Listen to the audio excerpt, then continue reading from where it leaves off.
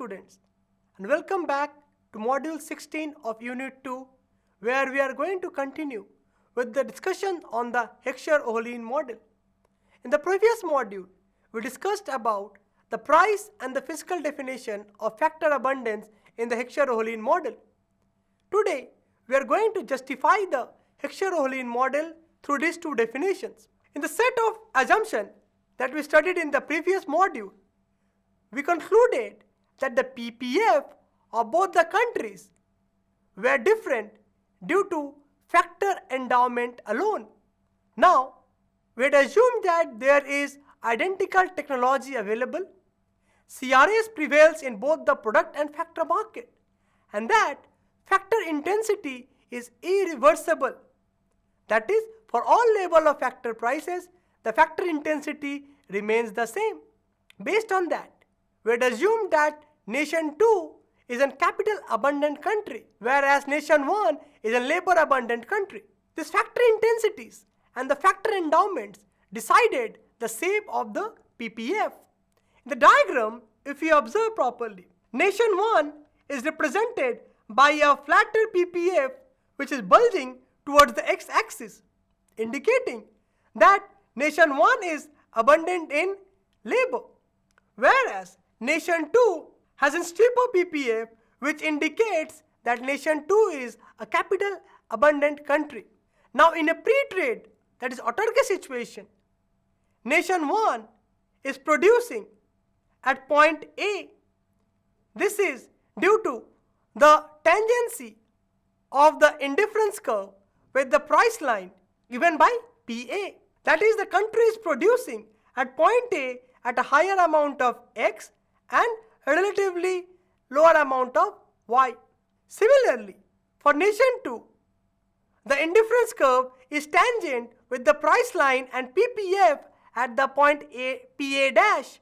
At A dash, the country is producing more of good Y, which is a capital intensive good, and a relatively lesser amount of good X, which is a labor intensive good.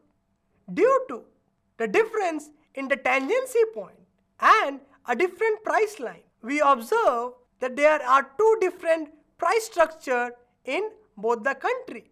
With the combination of PPA, with the taste and preference which is common across both the country, we have two different sets of price line. And this becomes a basis of trade. The relative price of good Y is relatively lower in country 2, whereas the relative price of good X is relatively lower in country 1.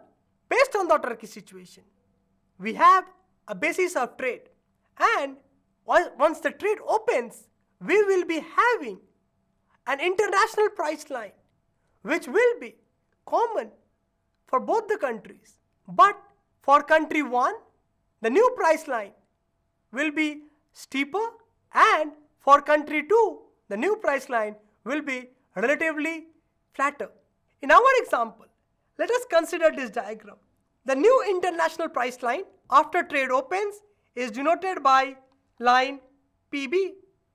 The new equilibrium for country 1 occurs at point B, where the international price line touches the PPF. The country is now producing a relatively higher amount of good X as compared to autarky, where it was producing at point A. The country is now producing at point B, that is more amount of good X, and relatively lesser amount of good Y. Remember, country A is a labor abundant country and good X is a relatively labor abundant product. Nation 2, the tangency occurs at point B dash. Here, the nation now moves from a pre-trade situation, that is A dash, to B dash, where it is now producing more of good Y, which is a capital intensive good. And mind you, nation 2 is a capital abundant country in relative terms. Interestingly, both the nations can now move away from their pre-trade production consumption point, where they were limited by their resources. Note, after opening of trade, the production and the consumption points are different for both the countries. While nation A produces at point B, it is consuming at point E, where the common indifference curve is tangent to the international price line. Similarly, for nation 2, what we observe is that while the country is producing at B dash, the country is now consuming at E dash, which is just similar to that of country 1. What we observe here is nation 2 is now exporting B dash C dash amount of good Y and is importing C dash E amount of good X. Whereas country 1 is now exporting BC amount of good X while importing CE amount of good Y, which is the trade triangle. While the countries were earlier limited by their PPF for consumption, now can move to a higher CIC. In the previous diagram, we could observe that the countries were not able to go to a higher CIC, that is CIC2, and they had to limit their utility to CIC1. But now we observe that these countries have moved to higher CICs, therefore both the countries are mutually gaining from trade. It is to be noted that for equilibrium, country 1's desired export of good 1 must equate country 2's desired import of good X, whereas for country 2's desired export of good Y must equate that of the import of good Y by country 1. And we have already justified that both the countries are mutually gaining from trade by seeing that we can now move to a higher indifference curve. And as we know by the property of indifference curves, higher indifference curves has more amount of both of the goods and provides more utility. Now this helps us to prove the physical definition of the Heckscher-Ohlin theorem.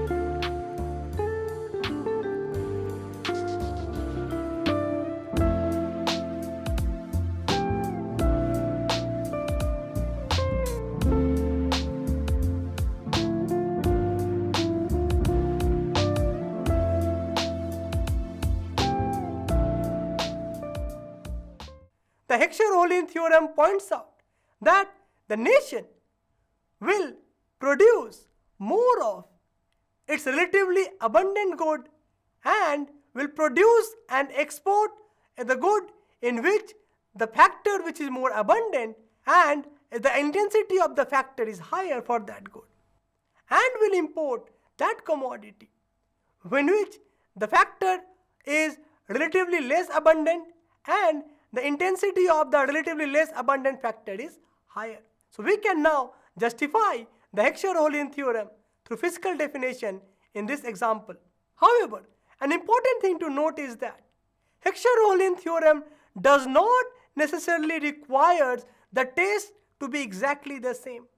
Although in our assumption we have assumed that a single indifference curve is representing the taste for both the countries, we can have a minute difference in taste, and this taste difference should not be very high so as to neutralize the tendency of the impact of different factor endowment on the production possibility curve, which could lead to difference in relative factor prices, which was the basis of trade in this case.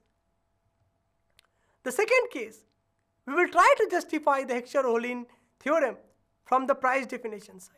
As we remember, in the case of price definition, a country is said to be abundant in a particular factor if the relative price of that factor is lower in this country vis-a-vis the other country. In our case, we had country 2 as a capital abundant country. If country 2 is a capital abundant country, this implies the rental to wage ratio in country 1 will be relatively more than the rental to wage ratio in country 2. Now, with identical technology and CRS, in country 2 will be able to produce Y relatively more cheaper than that of country 1. Whereas country 1 will be able to produce good X relatively cheaper than country 2. We have to find a relationship between a factor prices and the product prices to explain this Heckscher-Ohlin theorem from the price definition side. To develop this relationship between the factor prices and the factor endowment with the relative prices of the product, we are now going to use isoquant and isocost in this case. Now suppose country 2 is a capital abundant country. In this case, the isocost line Mn represents the isocost for country 2, whereas M dash N dash is the isocost line for country 1. Remember, the wage rental ratio is higher in country 2 because country 2 is a relatively capital intensive country. So wage rate is expected to be higher, the rental rate is expected to be lower. That's the reason wage rental ratio is expected to be higher in case of country 2. So the cost line whose slope is W by R is higher for country 2. Suppose country 2 is producing good Y from the isoquant Y2 at point C and it is producing good X at point X2 at point D. So for country 2, given this isocost line, the production of Y that is denoted by Y2 is at point C and the production of good X denoted by X2 is at point D. However, remember, country 1 is a relatively labor abundant country. Hence, wage rental ratio is relatively lesser than that of country 2. As a result, we have M dash N dash line flatter than Mn line. Now, suppose country 1 produces Y at point Q and it can produce X at point T denoted by X1. Now we have kept Y constant for both the country by this common isoquant, and what we observed that given the same amount of Y, country 1 can produce relatively more of good X. That is, point T is on a higher isoquant line than point D. So as we have justified, country 1 which produces X1 unit of good X at same cost of good Y1, while country 2 produces X2 unit that is a smaller amount of X than country 2. What we see here is that country 2 can produce good Y at relatively cheaper rate than country 1. So the Px by Py for country 1 will be less than Px by Py for country 2. In other words, price in the relative term for good 1 in country 1 will be lesser than the price of good X in relative term in country 2.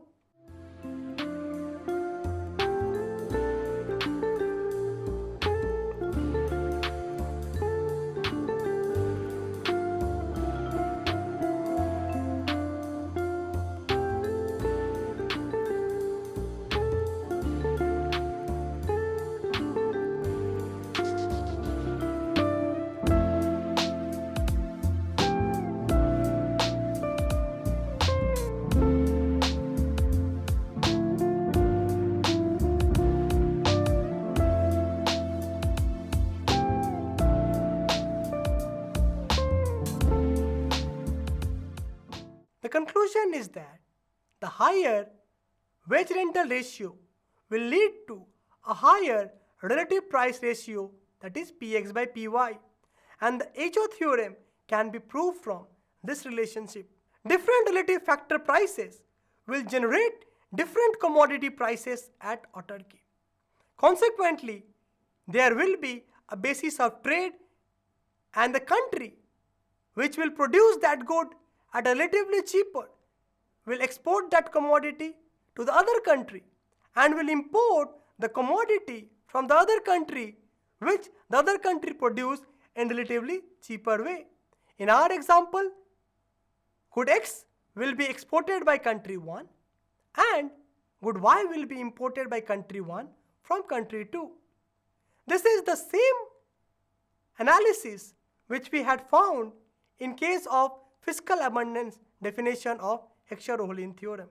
That is, each country will produce and export the factor which they have abundant and which uses that factor intensively in its production and will import that commodity in which the factor which are relatively less abundant in the country and are using relatively less intensive way.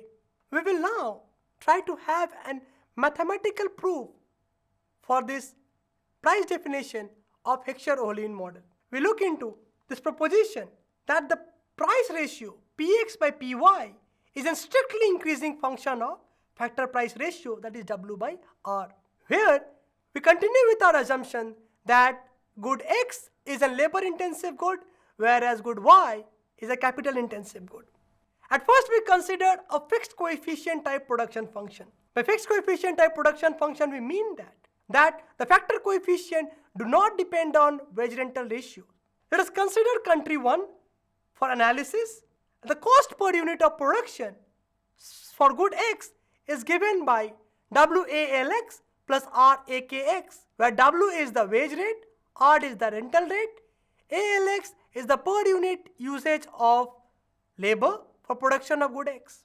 WALX plus RAKX is also the average cost of production of good X, and under the CRS production function assumption, it will be equal to the price which is the average return in the long run in case of perfect competitive market. So for good X, we have Px is equal to WALX plus RAKX, whereas for good Y, the equation is Py is equal to WALY plus RAKY, where ALX, ALY, AKX and AKY are the optimum factor coefficient of production. If you take the price ratio Px by Py, we have WALX plus RAKX divided by WALY plus RAKY. We can divide the right hand sides, numerator and denominator, by R. For that we get W by R ALX plus AKX by W by R ALY plus AKY. We can take AKX common from the numerator. As a result, we will be getting W by R ALX by AKX plus 1 into AKX, and from the denominator we take AKY as common to get this particular expression. Now AKX by AKY is a constant which is coefficient of capital usage in production of good X by coefficient of capital usage in production of good Y, which is denoted by C. We can consider ALX by AKX as the factor proportion for production of good X and ALY by AKY as a factor proportion for production of good Y. And we can denote this factor proportion for good X as rho X. So rho X is denoted by ALX by AKX and rho Y is ALY by AKY. We were interested in finding in change in these relative factor prices due to change in the relative wage rental ratio. For that we differentiate Px by Py with W by R to get this following equation. Please note, while C is a constant, W by R is present in both numerator and denominator. Rho X and rho Y in fixed coefficient type production function is also constant. So we will be using an u-v method for differentiation. And we remember u by v method is v ddx of u minus u ddx of v by v square. Following that, we get w by r rho y plus 1 square plus the v part, that is w by r rho y plus 1. And then we differentiate the internal side with w by r. We observe w by r is having a constant term rho x. So rho x comes over here. Differentiation of w by r with w by r is 1. While 1 is constant, it becomes 0. For the second part, we have the lower part v with the upper part as constant. So while w by r rho x plus 1 is constant, differentiation of w by r rho y plus 1 gives rho y. In this case, we can now see that if we break the brackets, we see w by r rho y into rho x plus rho x minus w by r rho x into rho y plus rho y. So this part and this part will get cancelled out and we will be left with rho x minus rho y by w by r rho y plus 1 square. And the c constant remains. Now note that good x is a relatively labor intensive good than y in our example. This basically indicates that rho x is greater than rho y. Remember, rho x is nothing but ALX by AKX, which is the factor coefficient for production of good, 1 unit of production of good x. This also implies rho x minus rho y is greater than 0. This indicates that d px by py by dw by r is positive, which basically indicates that the factor price ratio has a positive impact and on the relative commodity ratio. Thus, from here we found that commodity price ratio px by py is a strictly increasing function of factor price ratio. Now what happens if the factor coefficients are variable? By variable factor coefficient we mean that ALX, AKX, ALY and AKY are themselves a function of W by R. That is, with change in W by R, these factor coefficients can change. Again, with the same model analysis, we observe that the factor price ratio and commodity price ratio relation using this Px by Py is equal to WALX plus RAKX by WALY plus RAKY. Dividing both numerator and denominator by R, just like earlier, we can set it like this. Now, we differentiate Px by Py with W by R. The main difference from previous example of fixed coefficient is that now ALX, AKX, etc. are no more constant and will be treated as a variable. So, keeping V constant, that is W by R, ALY plus AKY, if we differentiate the numerator, we find W by R, ALX can be differentiated to ALX plus W by R, A prime LX, and AKX will be differentiated as A prime KX. Similarly, keeping the numerator part constant, if we differentiate the denominator, we find the first part, W by R, ALY can be differentiated as ALY plus W by R, A prime LY. And the second part, AKY, will be differentiated as A prime KY. Now this equation, which otherwise looks very complex, can be easily simplified if we remember the marginal conditions for the cost minimization. We had MRTS X was minus DAKX by DALX, which was equal to minus A prime KX by AL prime X. That was equal to W by R. And if we adjust this equation too, we can take it as follows. This AL prime X can go to the right hand side and get multiplied, and this negative can be moved to the other side of the equation as positive. So we can have A K prime X plus W by R, AL prime X is equal to 0. Similarly, from the second equation, the third equation gives MRTS Y is equal to minus AK prime Y by AL prime Y is equal to W by R, and that can be put into as this equation. Now this can be substituted here and be made 0. So this equation becomes simplified to as ALX into AKY minus ALY into AKX whole divided by W by R ALY plus AKY square. From the first part, we can take a Kx common, that is we divide by Kx and multiply by AKX. Similarly, from the second part, we divide and multiply by AKY. Note, then ALX by AKX is rho x, ALY by AKY is rho y. We can take AKX and AKY common from both and we end up AKX into AKY into rho x minus rho y. Now we have an AKY square in the denominator. We can divide this AKX by AKY divided by AKY square. We end up as rho x minus rho y into AKX by AKY whole divided by W by R ALY by AKY plus 1 whole square. Remember, AKX by AKY in the previous example we have taken to be a constant C. We write it as same. And we find a similar result as what we had found in the case of fixed coefficient production, where rho x is basically the factor coefficient for production of good x and rho y is the factor coefficient for production of good y. Again, as we remember, good x is a relatively labor intensive good. Therefore, rho x is greater than rho y. And based on that assumption, we will have dpx by py by dw by r to be strictly increasing function.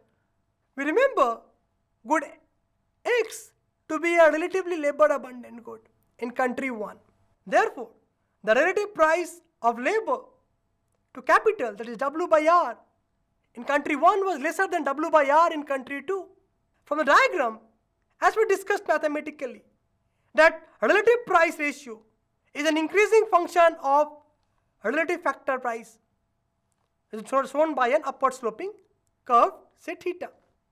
Now if the wage rental ratio, which is lower in country 1, we also find the price ratios for commodity 1 will be lower in country 1.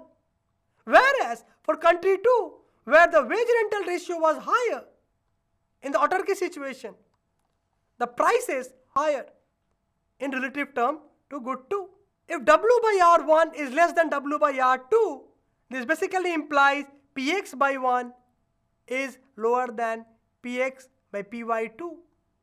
A difference in prices gives the basis for a meaningful trade between two countries.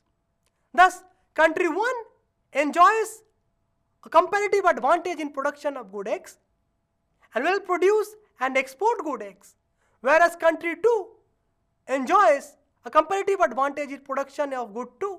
So country 2 will produce good Y and export. This basically proves the HO theorem from the price definition side. Thank you all.